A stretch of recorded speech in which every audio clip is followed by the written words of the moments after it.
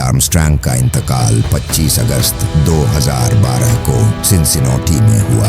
उस वक्त उनकी उम्र 82 बरस थी। नील आर्मस्ट्रांग लिखते हैं कि जब हम खलाई जहाज पर सवार होने के लिए निकले थे तो मैंने सबको देखकर एतमाद से अंगूठा दिखाया। हम खुद इतने पुरएतमाद नहीं थे, थोड़ा नर्वस और थोड़ा जोश, ये मिलीजुली सी कैफियत थी। रॉकेट में बुलंद होते वक्त बहुत शोर होता है और इस कदर झटके जैसे किसी ट्रेन में बैठे हों जो खराब ट्रैक पर चल रही हो। इस मिशन के साथ बहुत उम्मीदें वाबस्ता थीं और बहुत से लोगों की बड़ी मेहनत लगी थी। आपको ये सब छोड़कर सिर्फ एक चीज पर फोकस करना होता है, वो ये कि कॉकपिट में आप खुद कोई गलती न करें। आपके हाथ में बस यही कुछ है। मेरी अपनी जिंदगी ने और शौकत ने मुझे इस मिशन के लिए तैयार किया था। बचपन से ही उड़ने का और जहाजों का शौक रहा था। मुझे पायलट का लाइसेंस 16 साल की उम्र में मिल गया था। उस वक्त मुझे गाड़ी ड्राइव करना नहीं आता था। 21 साल की उम्र में मैं कोरिया की जंग में लड़ाका तैयारे उड़ाकर मिशन पर जाया करता था। जंग के बाद टेस्ट पायलट बन गया, जिसको नई टेक्नोलॉजी के साथ तजुर्बे करने के लिए दिए जाते थे। X-15 जहाज को 4000 मील फी घंटा की रफ्तार से इंतहाई बुलंदी पर चलाने का रिकॉर्ड कायम किया।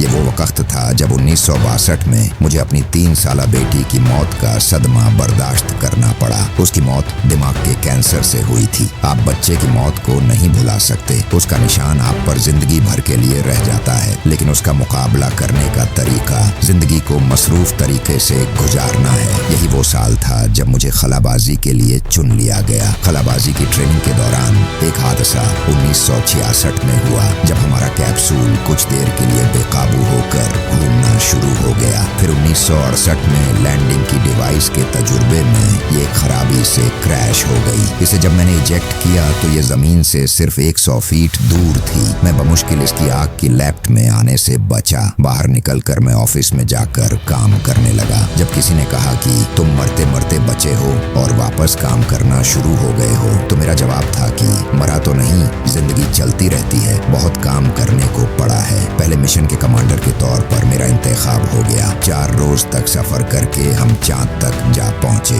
माइकल कॉलिंस कमांड मॉड्यूल में रहे। बज ऑल्ड्रिन और मैं लूनार मॉड्यूल में सवार हो गए। लैंडिंग के दौरान कुछ गैर मुतवक्के हो गया था। गाइडिंग सिस्टम हमें एक गड्ढे की तरफ ले जा रहा था जहां बड़े पत्थर थे। मेरे ख्याल में ये उतरने की मुनासिब जगह नहीं थी। मैंने खुद कंट्रोल संभाल लिया कि बेहतर जगह पर उतर सके। इससे इजाफी फ्यूल इस्तेमाल होने लगा। 1 अरब लोग ये सब देख रहे थे। जमीनी अमले को लैंडिंग के फ्लाइट प्लान का इल्म था और ये लैंडर उसको फॉलो नहीं कर रहा था। इसको देखकर कुछ लोग अब सांस रोक कर देख रहे थे कि क्या हो रहा है। फिर हमने इसको चांद पर उतार लिया और ये अल्फाज ईगल उतर चुका है सुनकर बहुत से लोग जिनके पसीने छूट रहे थे, उनकी जान में जान आई। फिर मैंने सीढ़ी से उतरना शुरू किया। ये कदम रखते हुए मेरे जहन में वो 4 लाख अफराद थे जिन्होंने इस मिशन के लिए काम किया था और बहुत से दूसरे भी जिनका हिस्सा बाल वास्ता था। मेरे अल्फाज ये इंसानियत के लिए बड़ा कदम है उन सब के लिए थे, क्योंकि ये कदम मुझ अकेले का नहीं था। चांद एक बड़ा दिलचस्प एहसास है। अफक बहुत पास लगता है। धूप और मिट्टी मुख्तलिफ हैं। हमें करने के लिए कई तजुर्बात दिए गए थे।